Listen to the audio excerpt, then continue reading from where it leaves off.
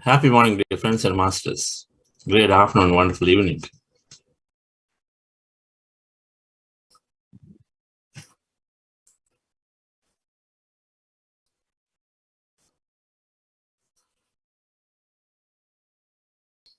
We normally have categorized everything happening in our life that we can manifest into 5 steps, 5 areas.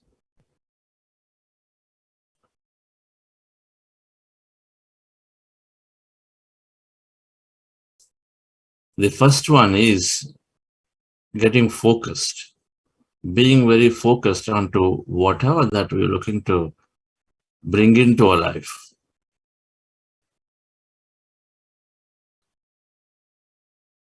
In a 5-step manifestation process, manifestation is to attract things, create things in our life. The things we understand through meditation or through this eternal wisdom is that we are an unlimited being. This quantum field is full of possibilities and experiences that we can draw into. Next week, week 3, we'll learn a little bit scientifically how this quantum field is that. And then quantum field is this energy, and then energy is what we experience every day in meditation. That entire field of energy, because we forget matter. Now, if it's full of experiences, limitless potential, and when we bring those experiences into our lives, the first thing that is necessary is to be highly focused.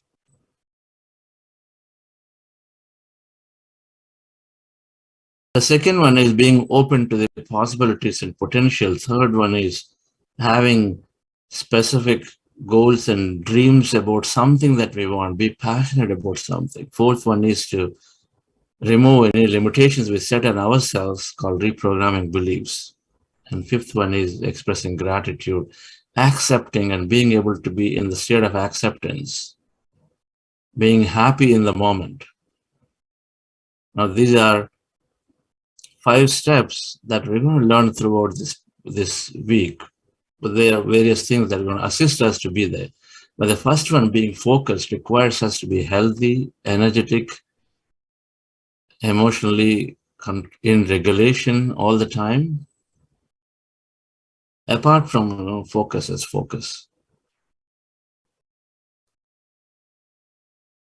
If we're not healthy, we might have a project, we might want to travel, we want to do this, and we have dreams, things are there, but then health is not there, then constantly we stop ourselves from actually taking up stuff because health is not there, it's bothering us. Energy is same. If we are not adequate energy, we can't take up larger things.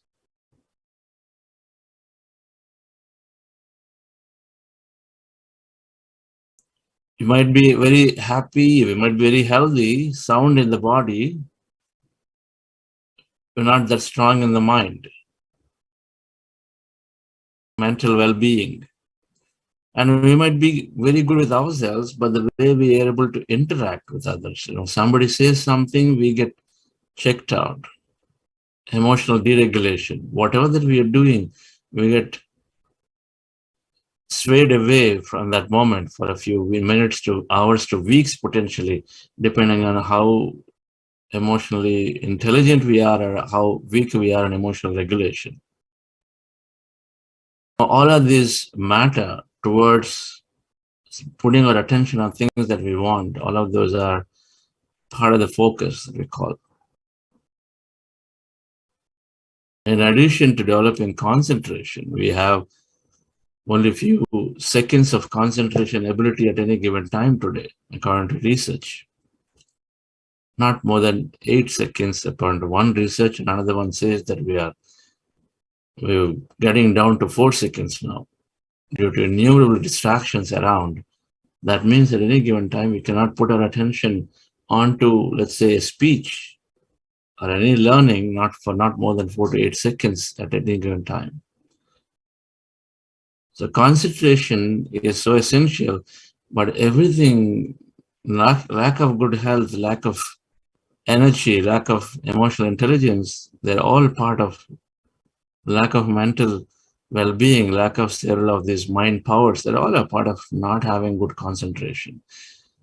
Everything stems from confidence to lack of concentration, confidence to disinterest, many things. When you don't have confidence, then you're not interested in taking up things.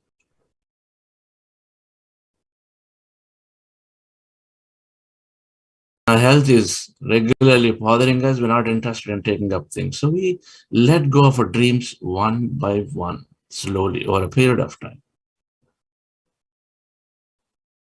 The environment is also telling us that way. What do you think? You are above 55, another few years, they will retire. Why are you trying to do this now? Just relax. What do you think you are? Come on. Be careful in what are you trying to do. This is not the age to do. When we hear these statements, then environment is also conditioning us so much. Environment is conditioning so much that then slowly, slowly we let go of things that we feel deep here in our heart, but then we can't execute because we start believing what environment is saying. For the positive side, in 1 week of environment change, by a group of senior citizens, made them young by 20 years through an experiment that Harvard has done.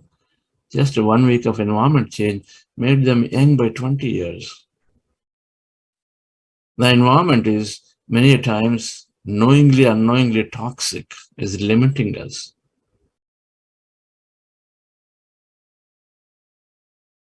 Having a sound mind, having a solid understanding about nature of reality can help us to fend off this environment, help us to stay focused towards what we want, not slowly get changed by the environment too. So many ways, dear friends, we need a sound body and sound mind.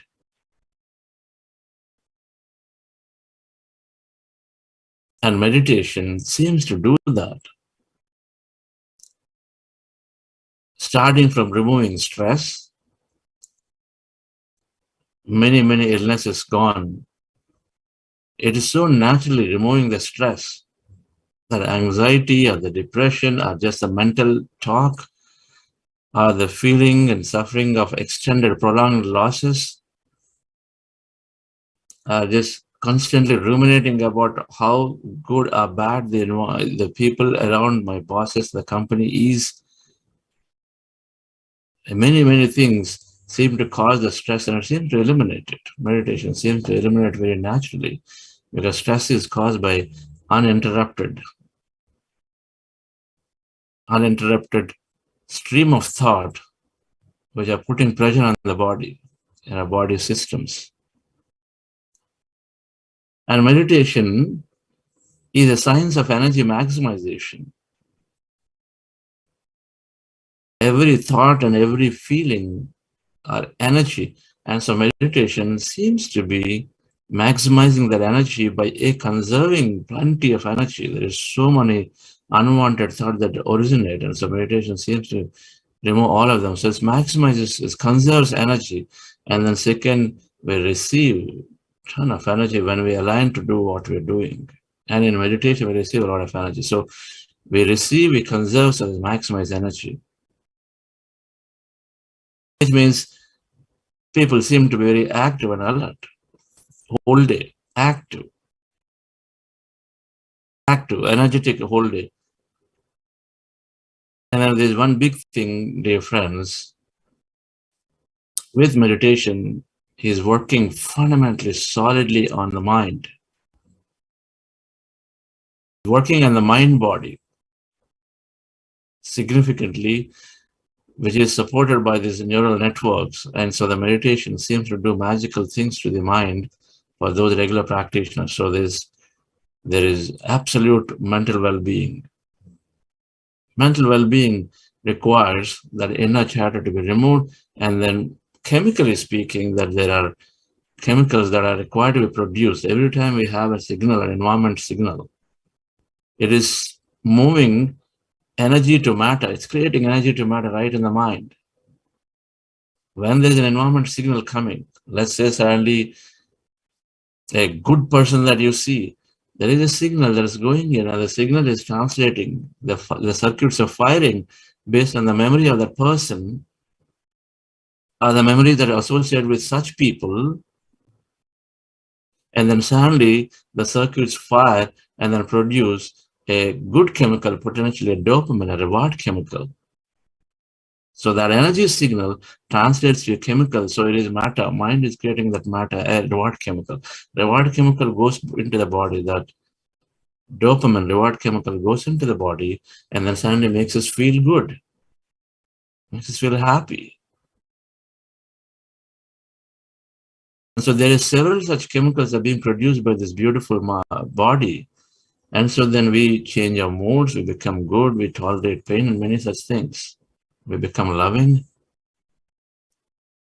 And so the mental well-being is naturally enhanced because all these great chemicals that they produced in our mind when there's no stress, and then when we go into certain states of emptiness states, automatically these things are produced when we have good mood states through the heart elevation, through the gratitude. And so they seem to produce in all ways. In many ways, dear friends, meditation is enhancing health, physical health, mental health, and energy. These will be our topics for this week. Let's go into meditation once again. I'm going to cover these in detail as much scientifically as possible so we understand that it's not that you sit down and then things happen. Just sit down, close your eyes, everything's going to happen. Absolutely. But there is a lot of science behind it of how meditation is helping to gain each of these to us. There's a concept of epigenetics, that our thoughts fundamentally upregulate our genes because the cells are taking signals from their environment and they have the receptors around the cell perimeter. So they have receptors, and then so from there they're taking the signal from the environment, and the signal is coming from this energy field. An energy field is full of thought. Depending on what we think is what they receive. That's epigenetics. So it's reversing many illnesses. Stress is removing that tension from the body, so you no longer, many illnesses go away, but those have got reversed because of sustained stress, where the cells stop responding, now can be reprogrammed to respond back again to epigenetics through sustained attention. I started with focus. So when we have focus, and our thoughts create reality, our thoughts and feelings create reality, our observation manifests possibilities. And so then we start attracting things. Many meditators have said, things seem to happen automatically for us. I think of people, I think of a promotion, I think of traveling, suddenly things seem to align and come into me. Please write in case you're one of those who have been experiencing such things, where you think about stuff and they seem to happen. Little thing to big things, please say yes in the chat. And so they're happening because the focus is increasing slowly. We don't have to realize it, but it happens. It's a subtle change that's happening as our mind shifts, as our body moves into a higher wellness state, automatically our focus is increasing. We understand these concepts this week, dear friends. Thank you for those who are responding. So let's go into our meditation once again, and welcome to anyone who's joined this week first. Every day is independent, so we can definitely join and then learn and then go into the practice. And we're doing Ana-Pana-Sati meditation. The core of our process is called Ana-Pana-Sati, to be with your in-breath and out-breath. Ana means in-breath, Apana is out-breath, Sati is to be with. So being with your in-breath and out-breath and observing your breath is taking us to empty ourselves. Our goal is to empty the mind. And when you sit in that posture, cross-legged, and then fingers into fingers, hands in your lap comfortably rested, feet crossed at ankle if you're sitting in the chair, or on the floor comfortably with the legs crossed, and eyes closed. Wearing specs, please remove them. Smart watches, you can remove them. You don't want anything to disturb you. And then so with that, with your eyes closed, take any point on the nose, preferably in the middle of the eyebrows, and observe that natural breath going in and coming out. When you observe the breath, the mind becomes empty. And be in the state of emptiness for as long as you can. Thoughts come, distract your attention, and then bring your attention back to the breath when you realize you have thoughts. When there are thoughts in the mind, you realize attention here again, and again observe the breath, and again you go into empty state. And then we practice to be in that state. That empty state is there are no people, no places, no things. It is a state of trance that many of us do not know that we are there. Many know where there is nothing around you, and it is all totally empty. It could be black, dark, white, blue, gray, skyish, whatever that may be. It might have any color. The property is that it's all empty. There's nothing there, including yourself. It's all empty. And so that's the state of emptiness that we are going to. Now, many go into a trance state where you do not know that you're in the empty state. As you observe the breath, slowly we slip into thoughtless state. And thoughts are not there when in a state of emptiness. By then, we would have forgotten that we are observing the breath and we don't know where we are. Perfect. It's fine if you don't know where you are too. If you know where you are, but there's empty, be there. There may be some sensation in the body, observe them. But if you know there are thoughts, you're actually thinking, attention back to the breath.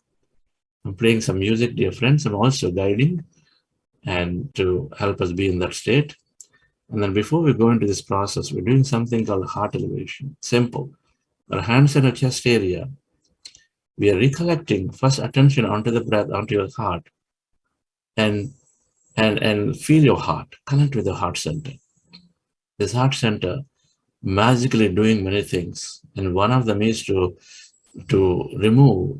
It moves us into when we are attending to our heart, and when we recollect an experience of love or joy, gratitude, compassion from our past, our present, and then relive that moment. Having the time with your beautiful child. You're happy, you're joyful, loving. Just that moment, if you recollect and relive, then automatically it seems to slow our brain down and remove unwanted, many of those high beta thoughts. Seems to make us coherent with everything around when you're in a high emotion. So heart elevation is to move us, shift us mode into a higher, better emotion, helps us to support going to breath Ana-Pana-Sati meditation easily and then nicely. Right, friends? So we're doing that. Relax yourself, sit comfortably. So practice heart elevation for a few minutes, and then we go into Ana-Pana-Sati meditation, a breath mindfulness meditation.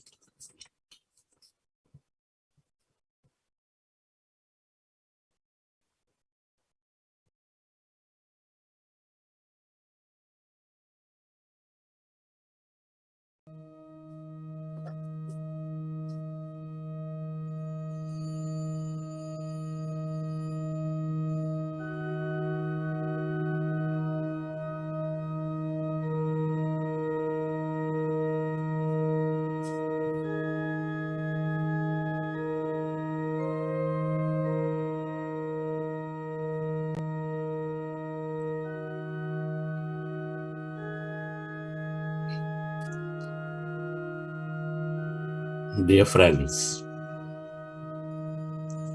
dear masters,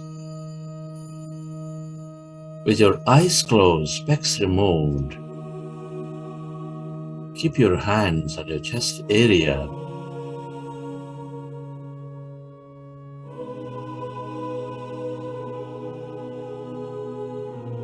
With your attention on your sacred heart.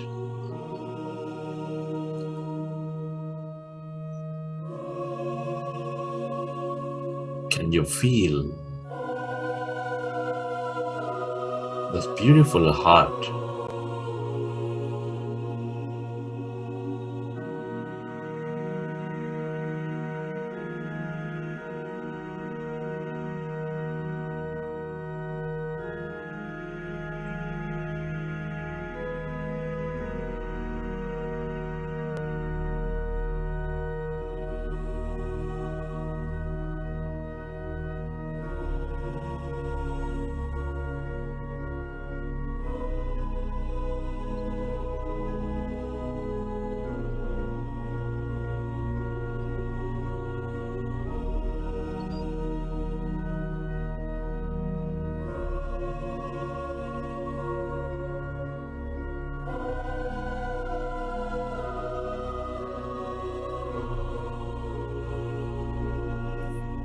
Feel the beat and rhythm of your heart center.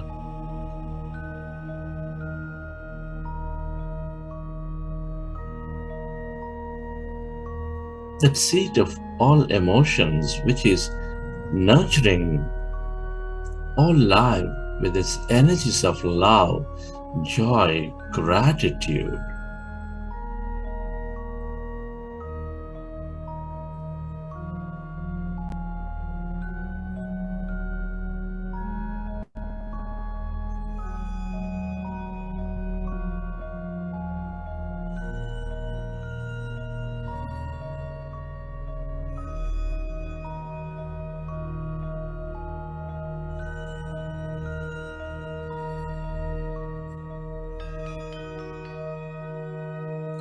Can you recollect an experience from your life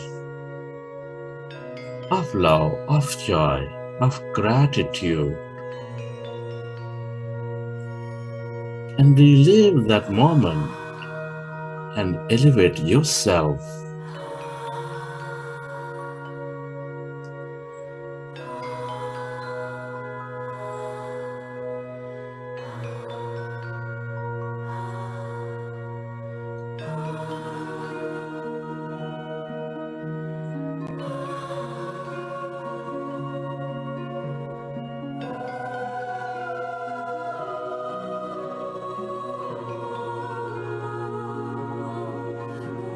Relive that moment of love, of joy, and feel that energy inside your beautiful heart.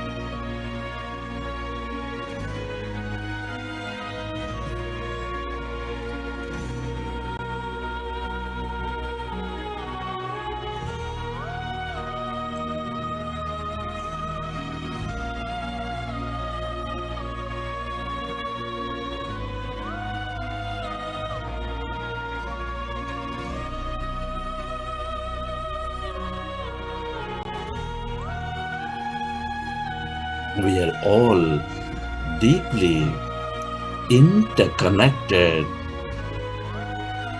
Deep inside, we are specks of energy, connected with each other. Love, joy, gratitude.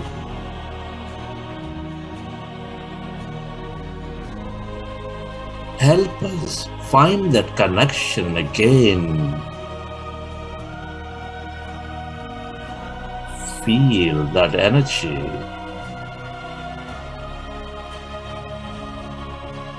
Relive that moment.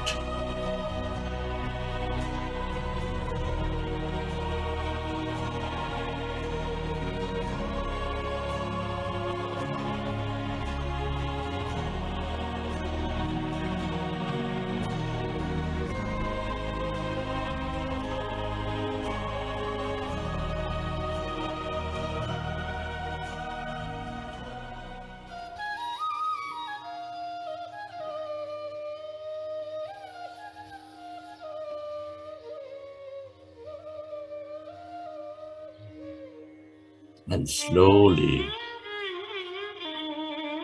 let's go into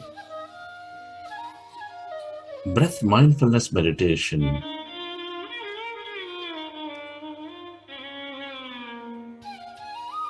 Ana-Pana-Sati Meditation. With your fingers into fingers, hands comfortably in your lap, observe your normal, natural in-breath and the out-breath.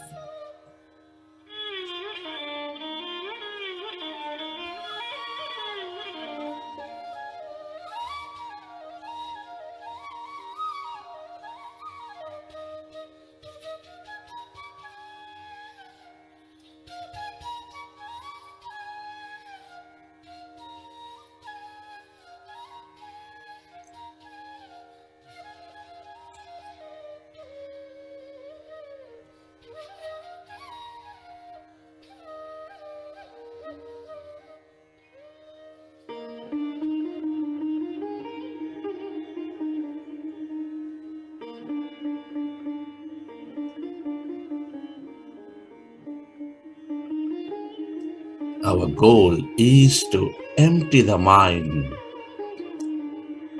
Our goal is to merge into the greater emptiness, that energy.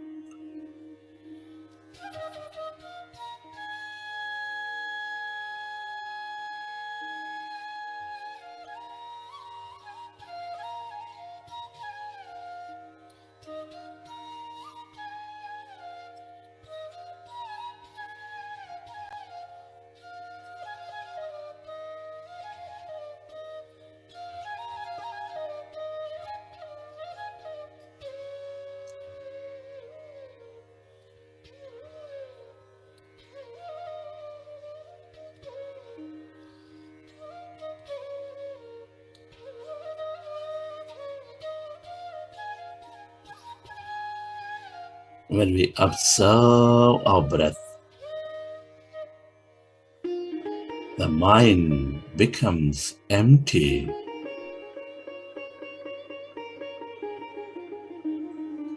As your mind is becoming empty,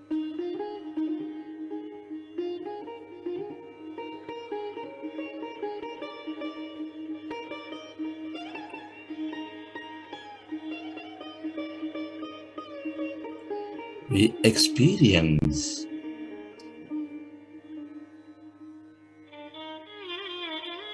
that energy, that quantum field of energy, that greater consciousness.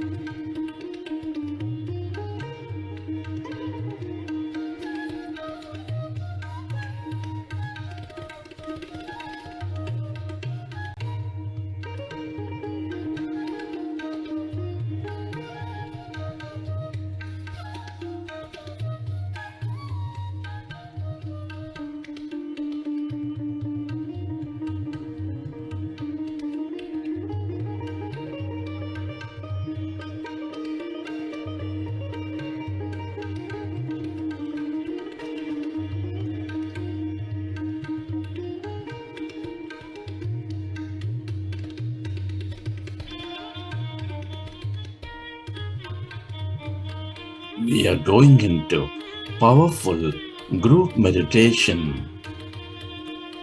Allow yourself to merge into your breath and allow yourself to slowly become empty of all thoughts in your mind.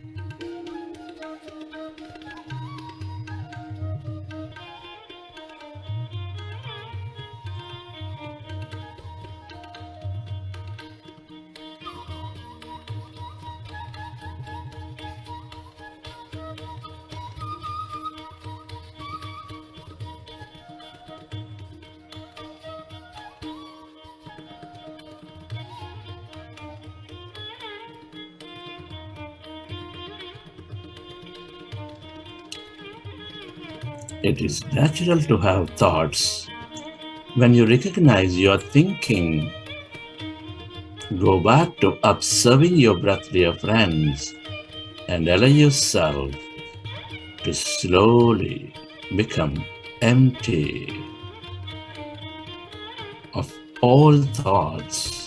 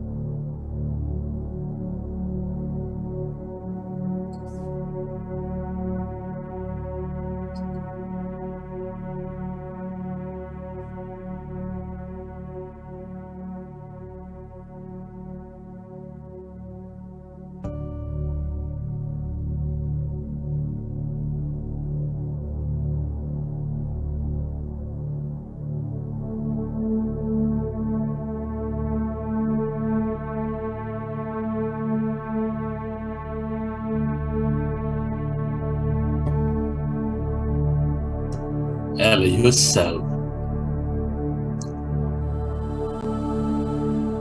to merge into your breath and allow yourself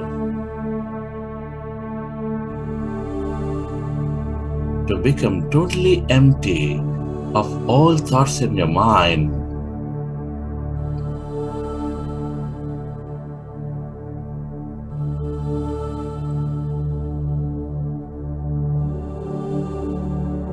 As the mind is becoming empty,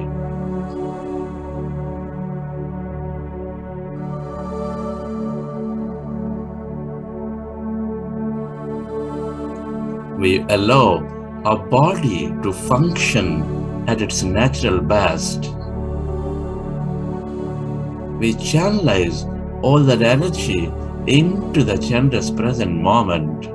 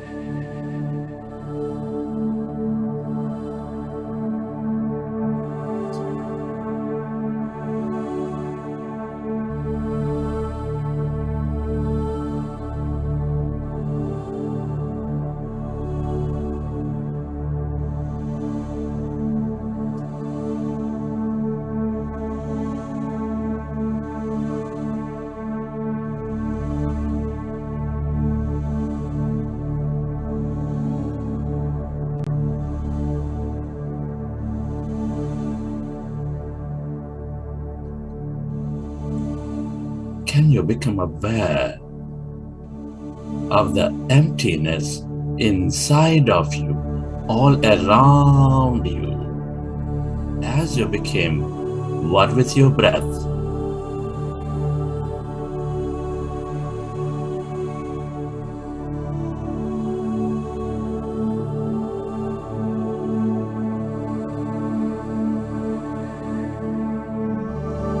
That's energy.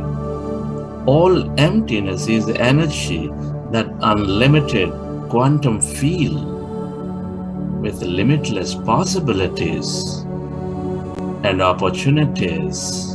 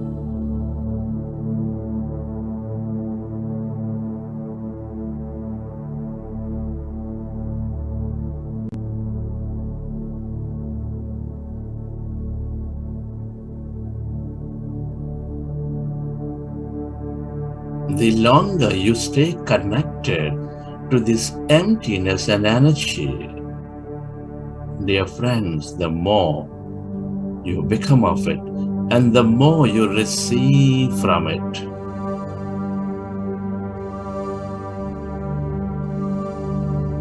Allow yourself to stay connected to this emptiness, that blackness, that void.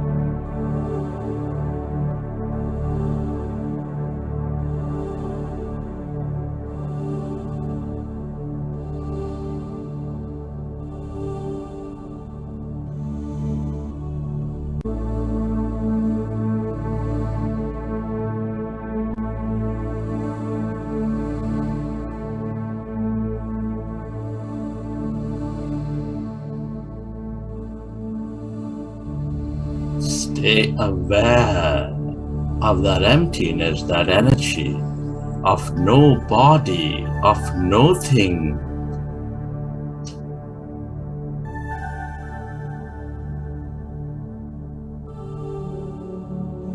The longer you stay connected, the more focused you become, the more open you become.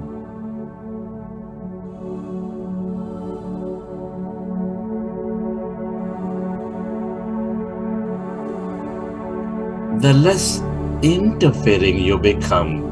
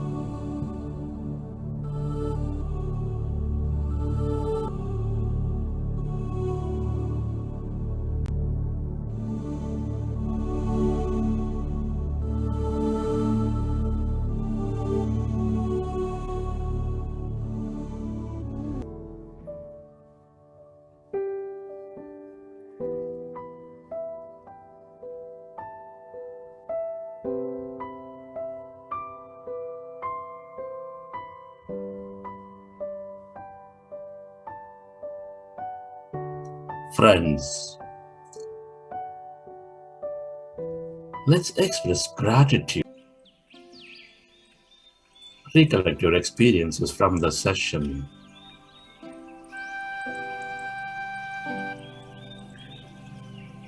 How did you feel?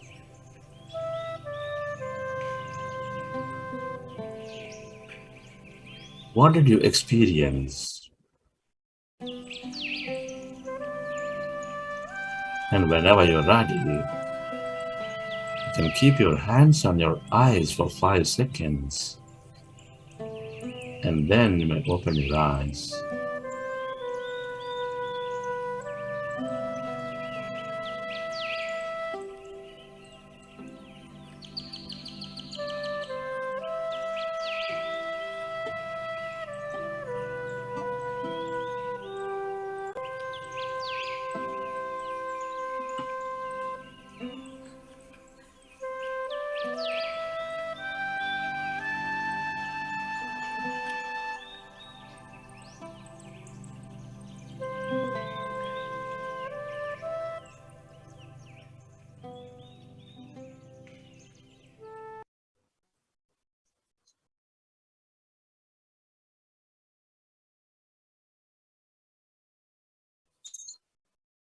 Okay, friends.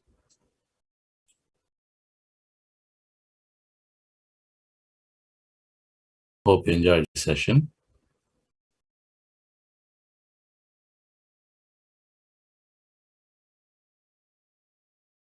Those of you first time, since we are a week into the program, we're directly doing our meditations every day for 40 to 45 minutes. If you felt a little challenging because you're sitting through first time, it is absolutely okay. Even if you couldn't sit for long. Every minute of meditation adds up. So even if you're able to sit for 20, 25 minutes, and then tomorrow you only want to sit for that long, that's just fine. You can, rather than feeling not good about why you're not able to sit down, or feeling frustrated that, hey, I cannot sit down, this is too tough. You can just open your eyes and then relax for the music until the time you feel that you can gradually increase it. We are transcending time and space in meditation, so many times we don't recognize that we've gone into empty states. We only think that we are always thinking, but we are always going into empty states. So if we can keep our eyes closed, even anybody who's having challenge sitting for long, do not open your eyes. Because when you keep your eyes closed, 80% of the sensory inputs are gone, and so then automatically mind is staying in a calm state, slowly going towards empty states, which means we are experiencing energy. We're opening up our pineal gland, we're receiving things, just like what happens in sleep. So it's important to keep our eyes closed and then sit down. Now you're just not able to observe the breath, then sit down and just experience that music. You be in that state, that itself can slowly take. Then comes observing the breath. We train ourselves. Then comes when there are thoughts, attention back to the breath. Train ourselves. Then comes when we are in that state of emptiness, lots of experiences may be there. If they are there, without interpreting them, being a witness. That is another training we do. Be a witness to all experiences that you may have. The sensations, movements, visions, colors, anything, without interpreting. That's another training. So when you do all of these slowly, anything you repeat is we're getting better at it. That's neuroscience. So just repeating. Simple. Few days we become the master of this process. We also start experiencing benefits. Right, before we learn more about how meditation is improving the physical vitality and energy, Namita Madam, anything to? Yeah. Namaste. Good morning, good evening, dear friends and masters. Yeah, there are two important announcements regarding book club. As you are aware that we are starting book clubs from today. Kindly avail this opportunity to expand your knowledge, to expand your consciousness. Today's book track is Breaking the Habit of Being Yourself by Dr. Joe Dispenza. The thing about the book is that they let you travel without moving your feet. So kindly do attend the sessions in the morning, starting from 8:15 a.m. till 9:15 a.m. IST, and in the evening from 7:30 p.m. 8 p.m. to 9 p.m. IST. So do join according to your convenience. And regarding the second announcement is regarding the quiz. We will be sending the quiz via emails. Please, I request the participants to check their emails who have opted for the certificate program. And thirdly, just a gentle request to all the participants who are yet to submit the self-assessment survey 1.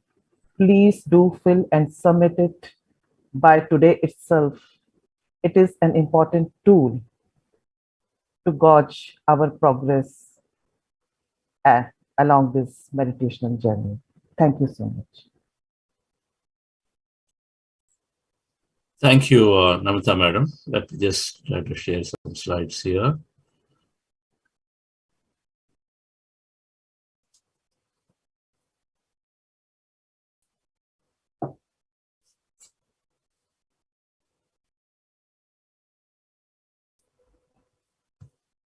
Setting up a little bit here. Technology allows a lot of things. I love it.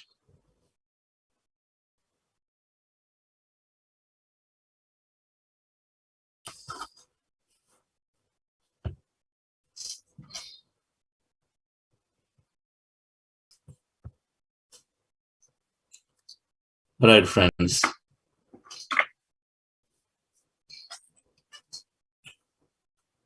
When we understand more, then we feel like doing more. Knowledge is because of the experience. We fundamentally understand this principle.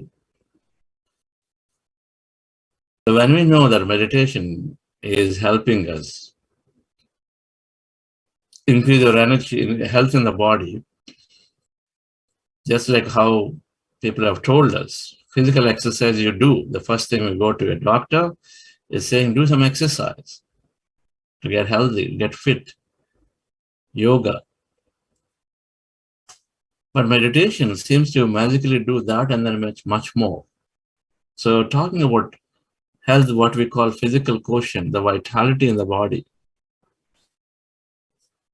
Meditation is helping us increase the vitality in the body. Now, one of the main reasons that we lose all that energy, we drain ourselves, is the stress, which is also the number one reason in our programs we are seeing many people joining the program knowingly or unknowingly because there is so much stress that we carry and we want to get over this.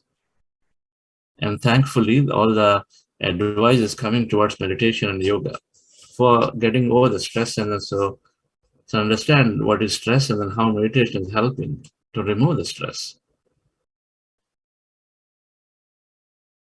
Stress is the number one reason for illnesses. 90%, or sometimes even more, 95% of several illnesses in the body are caused by this stress, which is, people pointing at us, finger pointing, a lot of friction, with just too much work going on, and many other things.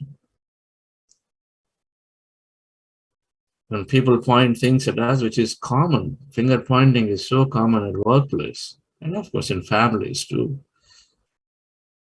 And then just overwhelmed with challenged with too much work. The goals have been somewhere somebody in the boardroom sets the goals saying that you got to earn so many dollars per share or so many rupees, you got to be this much profitable. And so it just trickles down to unrealistic goals potentially. Greed is carrying in one side, but the second side, there we just don't know what we are doing. We just end up burning ourselves too much and also causes stress. Anyways, our whole idea is that we can easily protect ourselves from these stressful thinking and the stressful thoughts that are there in our body, which we don't know the amount of damage it's causing. So look at this. Now, stress is, our body is responding to the stress with a fight or flight mode. So physically speaking, our body can go through good stress at times. Something called good stress, and then there's a lot of bad stress. Good stress is where body requires to protect itself. The stress is causing body to go into a protection mode or an emergency mode or a fight or flight mode. Fight or flight mode. When there is some danger in the environment and the body must protect itself, that time also we suddenly become a little tensed, isn't it? When there is a danger, physical danger, we become tensed. Now the same thing is happening. We're getting tensed when we are missing a deadline, when we see some people who we don't like are coming on. We're getting tense when we're hearing some bad news. The tension is essentially that thing that is causing stress in the body. And so when there is a physical stress, when there is a physical danger, there is a tension in the body. That's a good stress, because when body gets into a stressful mode, it is moving into something called fight or flight mode, where it needs to protect itself. In order to protect from a physical danger or any danger, body needs to become highly alert. It is designed to protect itself from physical danger by, in a stressful mode, when it goes into this fight or flight mode, its body chemical alters, chemical composition alters. When it goes into a stressful mode, it moves the body into alert state by dumping cortisol or adrenaline. These chemicals are dumped into the body so that body stays highly alert. When the chemical cortisol is there, it does not let somebody sleep, and it makes the person very alert and stay awake to the environment, to what's happening. If suppose the floodwaters are coming into your home, is happening, right? These days it's happening everywhere, all over the world. And the flood water is coming in, you can't afford to sleep even if it's whole night, right? You've got to be alert and awake. If there is fire going on, the forest fires are going on nearby your homes, then you can't sleep. You got to be alert no matter what time, awake. And so one is to being very alert, and the second is to protect ourselves. When there is fire, we got to run, potentially. Or we need to master the energy so that we actually do those water, bring those waters and then start putting up. We need so much energy in our body. When there is physical danger coming in, as simple as a dog chasing during a morning walk, we need that energy to protect ourselves, either to fight or flight. It's exactly that. And so it produces these chemicals into the bloodstream so that one body becomes alert, and two, it sends extra energy to legs and hands, makes your eye vision more narrow and focused. It's all part of the body's intelligent mechanism to move into this state, and which is good. And so then we protect ourselves and from the physical danger, whether it's fire, whether it's floods, whether it is that animals changing at us, whatever that is, we protect ourselves. And then let's say 2 minutes, 3 minutes, 5 minutes, 10 minutes later, the danger is receded. And so then body also slowly retreats back. All those chemicals are pulled back. Now these chemicals do something. The chemicals, when they are there, naturally, in order for the body to move energy more into hands and legs, to give you higher alertness, somewhere energy has to be redeployed. So what it is doing is, it is reducing the supply of this energy into areas of the body that are not required at that time. When you are in a stressful mode, when there is a physical danger, the body cares least about digestion, cares least about sexual reproduction organs. It cares least about hormonal balance at that moment.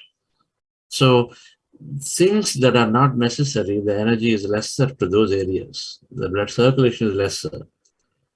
Less blood circulation to the brain, less circulation into the hormonal various glands in the body, adrenal, the digestive system, reproductive system, all those glands, the energy is less.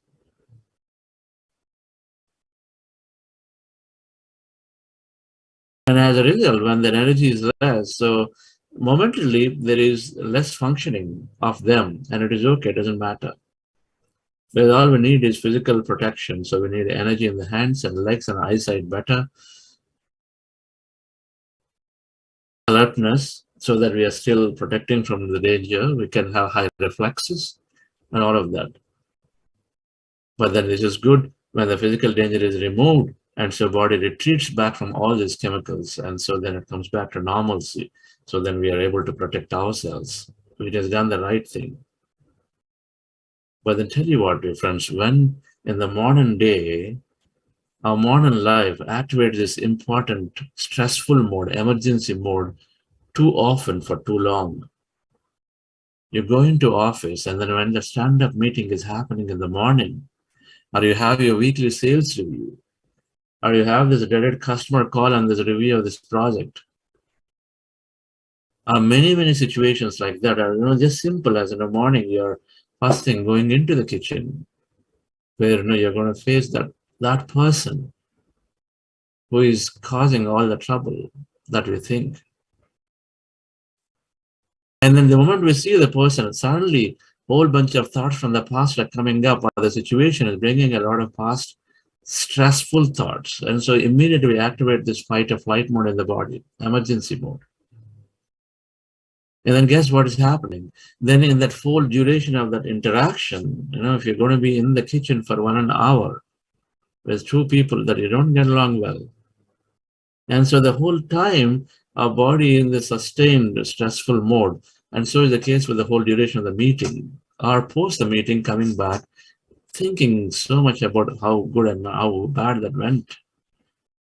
All of this is stress. And then we're sustaining the stressful mode of the body for longer than what it is designed for.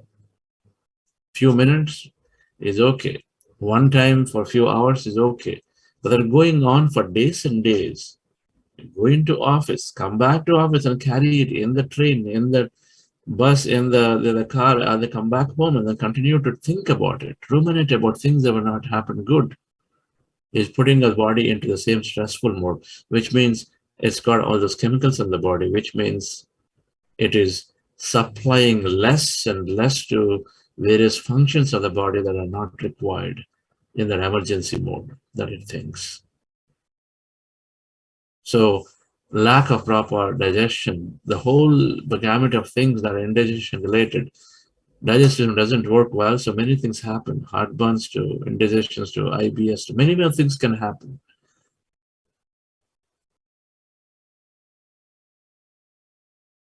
Hormonal imbalances, thyroid problems, common, very common. There's not adequate supply here, so there's all kinds of headaches. The thoughts are not right, all kinds of headaches, migraines. Lack of sex drive, lack of interest, when this energy, the passionate energy is not there, the creative energy is not there, which is also called in spiritual terms the Muladhara chakra, the root chakra. There's the energy for passion creation is not there. And so then there's no interest in anything. Slowly, all of this is due to the stress, dear friend. The only thing we have is restlessness, because when you go home, restless, because there's so much energy in the legs and hands, what to do with them? There's nobody to fight. And so we start fighting. Restlessness. And so then, what is the way, dear friends? Meditation is beautifully helping us to keep our mind calm. It is lowering the stress. It is deactivating the fight or flight mode. How? Because it empties our mind regularly. Even that emptiness that we are experiencing during meditation is carrying forward, where it is keeping the body in this low thought mode. Our thoughts are becoming less and less and less in meditation. When you've trained our mind to observe the breath, and slowly thoughts are coming down, and then you come out of it, it seems to be keeping us in the low thought mode. That means, and it is keeps, and then slowly what's happening is as the common sense prevails, we stop automatically going towards things that are unwanted, unnecessary. The more we learn like this, the more mindful we become, the less we bring up things that are unwanted. Now that we understand that if I'm thinking about a fight, an argument that had happened 3 months ago, if I'm thinking about a person I lost in my life that happened 12 months ago, and then continue to put so much stress on the body, which in turn dumps so much chemical, which in turn causes the body's ill health, the moment we understand it, we become more mindful about it. Meditation, this seems to build our awareness to become that mindful person, and so then we slowly eliminate bringing unwanted thought up. And slowly, because we disengage from the past, automatically we are moving the body into a most natural state. That's what we mean by saying allowing your body to function at its natural best when you do not interfere into the system. So it deactivates the fight or flight mode, and so there are no more of those cortisols in the body, and so then automatically the circulation is proper. It's adequate, plenty of supply into the head and the brain. Cognitive powers, we do very poor decisions when there's not adequate supply of blood supply into the brain. So the cognitive powers are not good. Our decision making is very poor and we're stressful. It's because of that. But then when the stress is removed, when you're cool and calm with adequate supply, and so then brain's natural ability to take right decisions is happening. So cognitive powers are good. Or every part of the body is working great.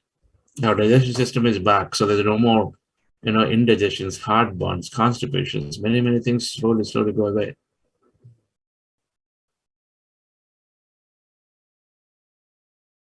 Right, friends. So, so with meditation, first thing that's happening, dear friends, is that 90% of our illnesses slowly go away in no time.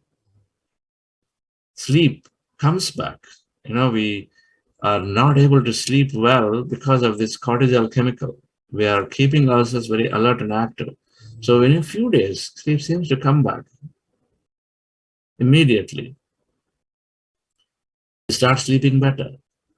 Last week I learned that meditation is moving us into the natural delta state. Delta state is a sleep state, and so some people go into sleep.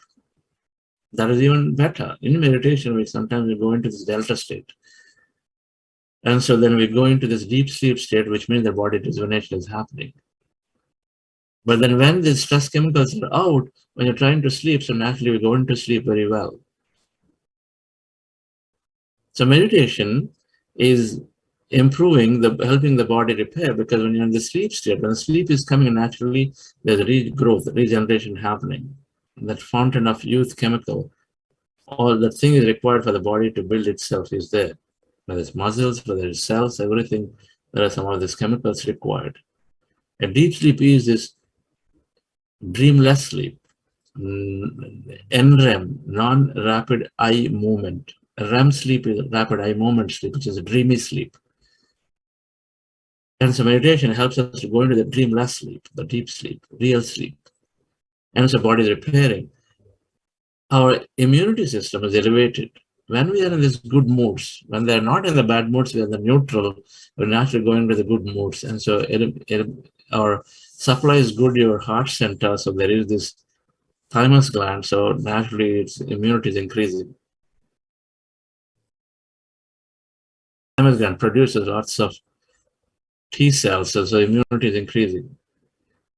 When people meditate, just that heart elevation meditations that they're regularly doing, if they're doing for 20 minutes of meditation, dear friends, various studies, and one study shows that in about 5 days, they've increased their immunity by 60%. In 2 weeks, plenty of immunity. And so imagine somebody's doing meditation regularly, the immunity is so high. So even something happens, we repair, the body heals itself deeply pretty quickly. I used to hear in the hallways, when I learned meditation in the beginning, your body heals. You can heal yourself. This is what I've heard. Now, a lot of neuroscientists and the doctors will say body is the biggest chemical factory, producing all those chemicals necessary to heal itself. If modern medicine is about putting chemicals, and so our body is the biggest chemical factory, producing all kinds of chemicals. Remember, I said this, if you have a good person and you see the person, when the trigger comes, suddenly energy is becoming matter. The chemical is produced to produce a reward chemical. So magically, the energy seems to translate into chemical that is necessary to heal a portion of the body. And so the immunity system is increased, and then anti-aging. So again, we'll talk about some of this tomorrow. And then meditation is definitely helping us stay focused, highly focused towards what we want. And if health is really our core goal in this program, and then we understand enough and say how we can direct our thought and attention towards something. And so when you direct our thought and attention towards our health, and our health has to manifest, it's called epigenetics, where we are sending a positive affirmative signal, and you are in an elevated, exciting mode, believing that this is absolutely happening for you, about your health, that that healing, and then so seems to be healed. People are healing themselves to immense amount of belief, and then putting their energy towards it. Next week we'll learn the principles deeply of how to visualize and dream about great health. And so meditation seems to, over a period of time, make people positive thinking, and so it seems to start reversing those things that are otherwise body succumb to due to repeated stress. So in many ways, dear friends, when stress is gone, become healthy. So we are naturally start feeling sleep better, feel good.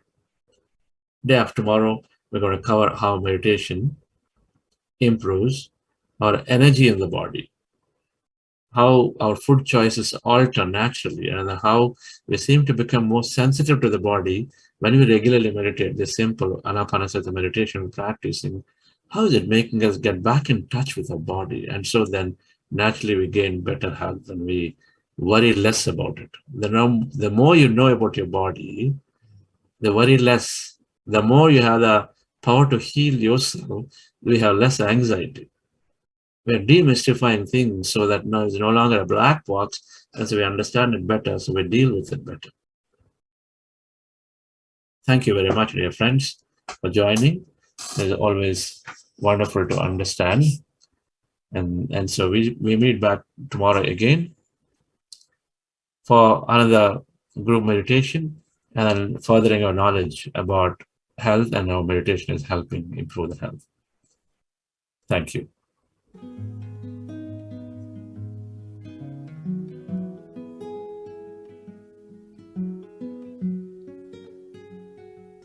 I sing like the birds, I grow like the trees, I choose to live in love, I am joy, I am ease. I sing like the birds, I grow like the trees, I choose to live in love, I am joy, I am ease. I choose no more fear, I choose no more shame, I choose to live in love, I am light, I am grace, I choose no more fear, I choose no more shame, I choose to live in love, I am light, I am grace, Hey, I choose.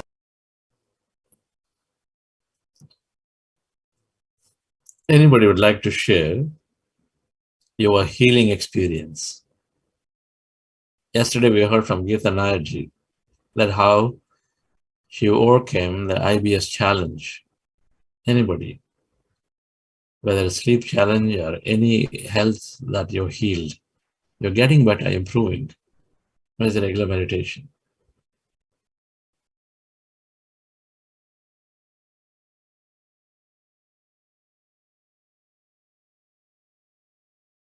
Yes, PN Murthy, sir. Sir, please unmute yourself. Yeah, good morning, sir. Good morning, madam. Good morning, everyone. Yeah, this is my 5th day today. So after the 3rd day, I mean, for the past 2 days, my quality of sleep has slightly improved. I mean, earlier I used to have a lot of disturbed sleep. Now at least I'm able to sleep 4.5 hours continuously. That is what the change I have observed. Nice. Because I'm doing morning and evening meditation also, the same with the recorded video. And in fact, yesterday I practiced morning 1 hour session was there, 1 hour more than an hour. And the evening also I continued with that YouTube video. So I found yesterday's quality of sleep was much better after that. Oh, nice, sir. So thank You're you, sir. really Thank you once sincere. again. Yeah. Really sincere about practice. That's great. You have to see many changes. Thank you, Beautiful. sir. Thank you again. Yeah.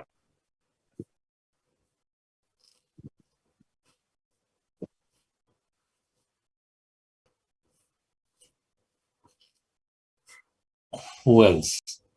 Come on. Everybody has something.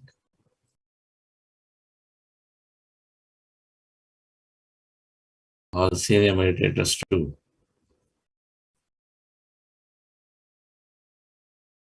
What's new with your meditation experience?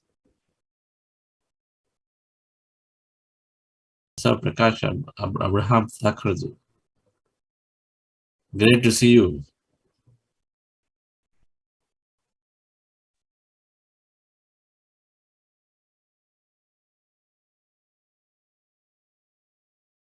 Can't hear it, right, Namsa madam? Yes, sir. Venkat sir has raised his hand. Right, I unmuted Abraham ji, Yeah. but I can't hear. Okay. Yeah, can't hear you.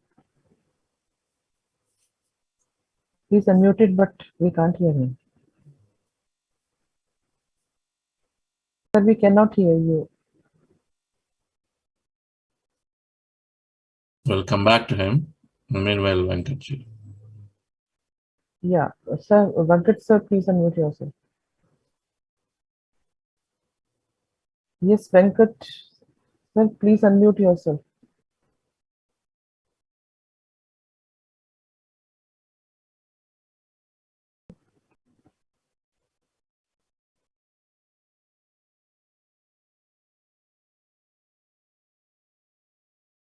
Venkat, sir, can you hear?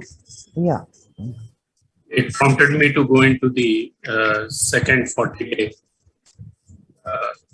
Sorry to interrupt program. you, sir. We couldn't hear you earlier. Can you start from the Hear me beginning? now? Yeah. Yes, we can hear you. Yeah.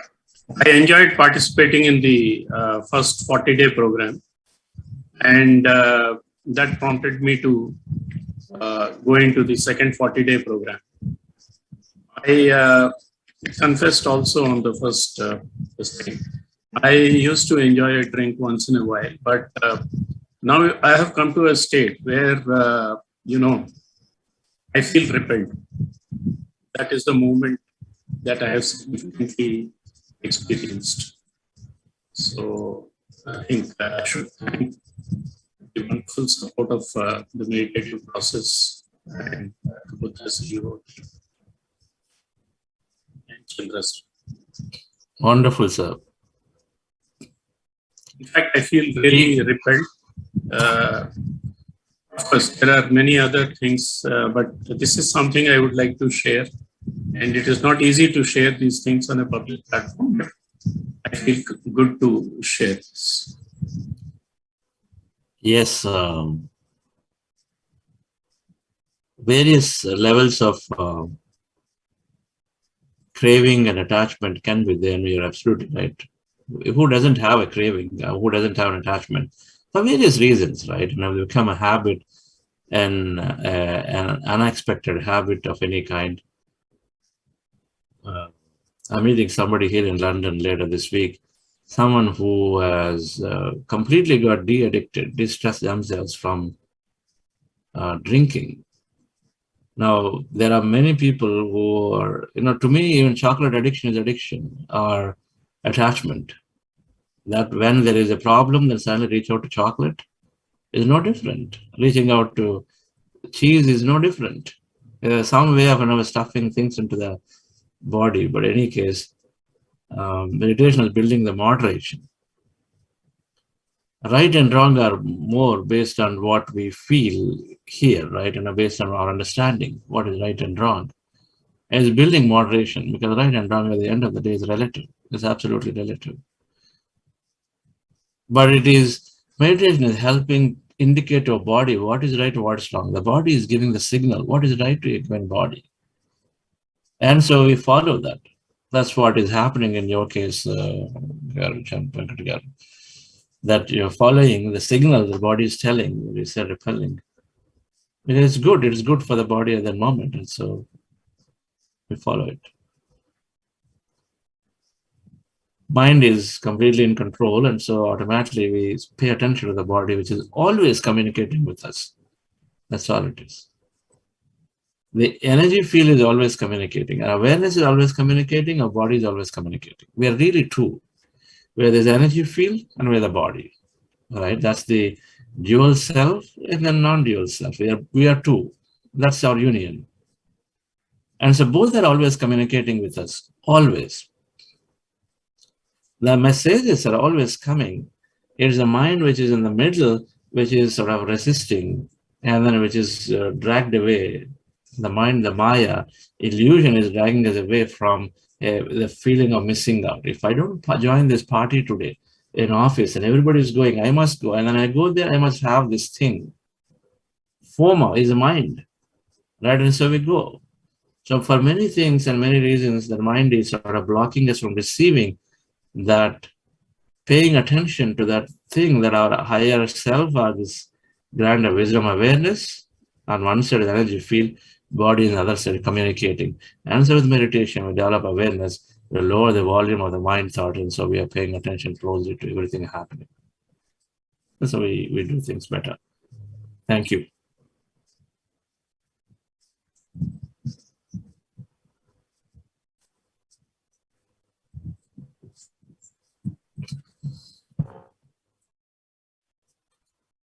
Yes, Abraham, sir. Guruji, it is great to see you. Yes, sir. After a few months, I think I missed seeing you during your visit here in North America. I just couldn't make it.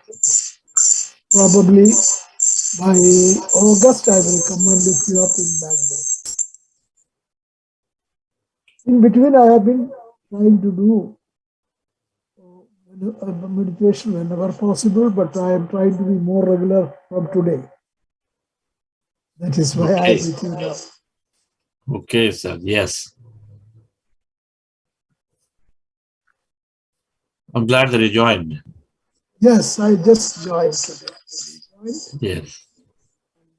I find your sustained effort is unbelievable. The kind of energy you put in, and every day the innovation that you do, it is Yes. great service you are doing. Wonderful. Okay. If nobody, We have Amita. Yes, ma'am. Yeah. Namaste, sir. This is Amita. I just wanted to thank everybody, you and your team, for this wonderful. Ma'am, please unmute again. You are muted. Namaste, Chandra, sir. I did want to thank you and your team for, conducting these sessions. This is my first 40-day session, but I'm really enjoying it, and I'm happy to say that. Like when I am during meditation, I like it so much that I don't want to come out of it. I want to experience it more. But I do have a question. I want to understand, like when you say to experience the emptiness and the thoughtlessness, I am sometimes not sure that is experiencing it also kind of having a thought. Like I wonder, like when I'm trying to experience it, am I thinking? Like, are these two kind of? Can we just separate the two events of experiencing and not thinking, or am I actually thinking when I'm experiencing? I don't know if it makes sense, but I'm kind of not sure that when I'm experiencing, am I thinking also? Like that is also a thought in my mind. it's awareness. Okay. Awareness is experiencing you. For example, you are in deep sleep and you come out. You say that I had a great sleep today. Mm-hmm. That is awareness. Awareness is outside, it is paying attention to you. So when you come back, you know that you have done something. So awareness is not actual thought process. It is something that's out there, and that's what we're trying to become here. That awareness is this consciousness. Okay. Like sometimes so in meditation, I'm like, when we drop our thought slowly by observing our breath, so we're dropping the thoughts of the conscious mind and then the subconscious, that portion of the subconscious which is also producing all these past memories and bringing out the past memories, all of that thought. So the chitta and then manas, both we are dropping in meditation. When the thoughts are dropped, then what we left is this energy. Energy is awareness, consciousness, which is there, which is paying attention. So we experience it, experience something out of the body. We experience something out of the body is awareness there. We use the word awareness. So when I say this, I ask you to close your eyes now, and then I've always been asking to just yourself, right? Close your eyes and then pay attention to your nose, right? If you close your eyes right now and pay attention to your nose, and this is that attention right now is your awareness. Okay. That there is something that exists out there. Okay, there is nose exists out there. So you're not creating. A thought Got is it. what you create. You're not creating right now that there is nose there. But the moment you are closing your eyes, then suddenly there is something that's telling you that, yes, I know that there is nose there for me. You don't see it. You are, so that's awareness. Okay. That's what we go into in meditation. Okay. And like when we say we want to remember how we are experiencing, that is also again awareness, not thinking, the thought process. That's not an extra thought in my mind that I need to remember this, right? Remember is a thought. When I say remember, then I'm asking you to actually record it. Remember your thought and feelings. I use less of it, but then in a, let's say, belief reprogramming, we are feeling so great that we are this new self. And I say, remember this feeling. And so you're recording it actively. I want you to record and remember so that next time it brings you back to the same elevated, inspiring state because you recorded. Got it. Okay. Okay. Remember this feeling is then I'm asking you to use the mind to record it. Gotcha. Okay. And what do you record? If you record an elevated feeling, then it is there. Of course, the feeling itself is getting recorded, but it's reinforcing back again. And remember this, so you're putting extra attention to put it, store it there.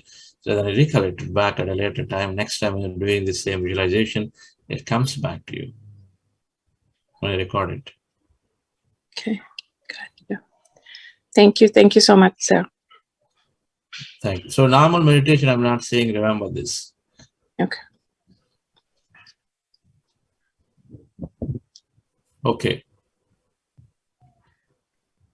There we are. If I'm saying to recollect a deep wisdom so that it sort of helps you to go back in case for, it's only for those who are in thoughtful state. Those who are, see in meditation, there are two types, right? One are some who are already gone into empty state. And so then they are no longer with the thought. And so they are there, they continue. But those who are in the border are those who are actually thinking. So they are the ones who are actually, in a way, catching my attention. Many of them are catching my guidance. Many who are in this thought states are many who are in this, the in-between states. They catch the guidance, but many do not catch the guidance. And so that means they are thoughtless. Gotcha. But there is a state where you're consciously aware. So you are receiving the instruction, you're consciously aware, but you know that you're not thinking, but you're experiencing something out there. And that is the state where some are there. But the guidance is secondary in many cases. You pay less attention to the guidance, you pay more attention to the awareness of that experience. So then you are there in it. Okay. So usually if I say, remember you are less matter, more energy, if I'm saying it, then I'm just, it is really instructing those who are in the thoughtful state to say, hey, yes, I ought to go away from the body. So let me go back to observing the breath. Okay. Makes sense. Makes sense. Thank you, sir. Yes. So Right. before we ask Richa ma'am to unmute, Mr. P.N. Murthy sir had asked what is good stress in the chat What box. is good That stress? he had raised his hand. I thought I spoke about it in the beginning of the session today. Please go back and listen to it. Good stress is where we need to protect ourselves from the physical danger, typically only physical danger. Right? You need to protect yourself from the physical danger, so body still has to move into a stressful mode, meaning that fight or flight mode, so that it can protect. So that's what we call a good stress. Yeah. Okay. And can I come in, sir, for one more thing? People are asking to join the WhatsApp group. Just for your information, that a WhatsApp number, Foundation's WhatsApp number has been posted by many facilitators here in the chat box. Please contact through that number. You will be added to the WhatsApp group, sir. Thank you. Yes, Richa ma'am, you can. Over to you.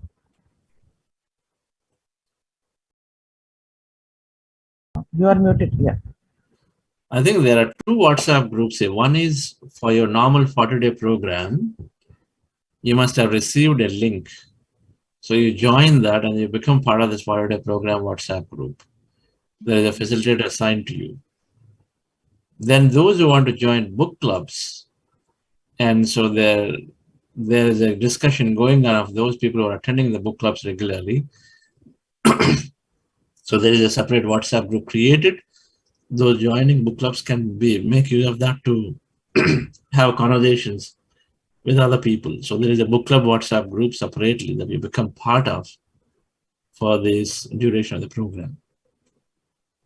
And this you will know, it'll be posted in the main WhatsApp group once you join for this 40 days. All right. That is also posted there. That's what I posted. Go ahead, ma'am. Richa, ma'am. I had a query regarding this thoughtlessness state. So I feel like when I do meditation after like my long day, after my work, when I'm maybe I'm so much like tired or something, I am able to go in the thoughtlessness state and able to remain there for longer time. But when I try to do it like morning hours, just after waking up, I feel I get a lot of thoughts, and the time where I'm in thoughtlessness state is so short. So any tips that you can suggest? One part of the day you are good, but other time you're not. What are you saying? Yeah, right. What can I say? Maybe first 10 minutes after wake up, just pay attention to what's coming. Mm-hmm. And then make note of all of that. Usually that's a great time where we receive a lot of insights, information anyway. Maybe you start it after 10 minutes after you program. I mean, we all have different, we can't really explain why it's happening. At different times, some people say my best meditation happens in the evening. And for me, it happens in the morning, for some in the nighttime. I can never, I'm using a word, I can never. For me, just sitting down before going to sleep, I sit down, but I go into sleep, but not for long meditation, rarely. Okay. It's like that. So it is okay. You don't have to change. But then this might help. So for 10 minutes to half an hour, pay attention to your thoughts. Maybe they're giving you important information. Rather than shutting off the mind at that point, take down what is coming to you, observe it, write down a solution or not, and then see, do meditation to see if it helps. Okay. After you sort of receive that information coming your way. Right? Okay. Yeah. Thanks a lot. Okay, friends. So thank you very much for joining. And the book clubs are starting at 8:15 a.m., isn't it, Arvind? Yeah, 8:15 a.m. 8:15 a.m. India time. So we'll see you there. Otherwise, we'll see you tomorrow morning at 6. Thank you. Gratitude before me, gratitude behind me, gratitude to the left of me, gratitude to the right of me, gratitude above me, gratitude below me, gratitude within me, gratitude all around me. I'm so grateful, I'm so grateful, I'm so grateful, I'm so grateful, I'm so grateful, I'm so grateful, I'm so grateful, I'm so grateful. Gratitude before me, gratitude behind me, gratitude to the left of me, gratitude to the right of me, gratitude above me, gratitude below me, gratitude within me, gratitude all around me. I'm so grateful, I'm so grateful, I'm so grateful, I'm so grateful.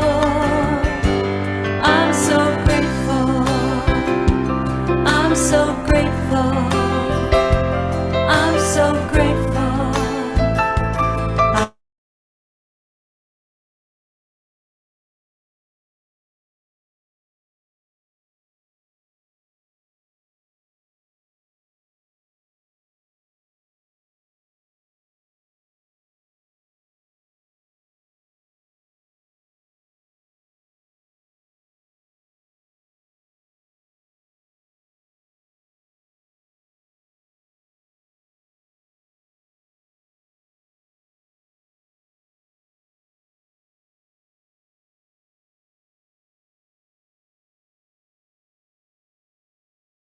Is slowly becoming stronger into a mind, into a subconscious, and we are a projection of a subconscious mind. 95% of the time, what we experience in our everyday life is merely a projection of what is recorded in our subconscious mind. If you practice Ana-Pana-Sati every single day, you will see amazing benefits for yourself, for your health, for your mental life, emotional being. All of it will start shifting. And it is working, whether you believe in it or not. But trust me, it's working. I hardly used to sleep 4 hours or 5 hours. Because of that, I was not able to concentrate on my work. But after meditation, I'm having solid 6+ hours of sleep and waking up with fresh mind and able to concentrate on my work. Time is very important. I give respect to time. Never I use word, I have no time.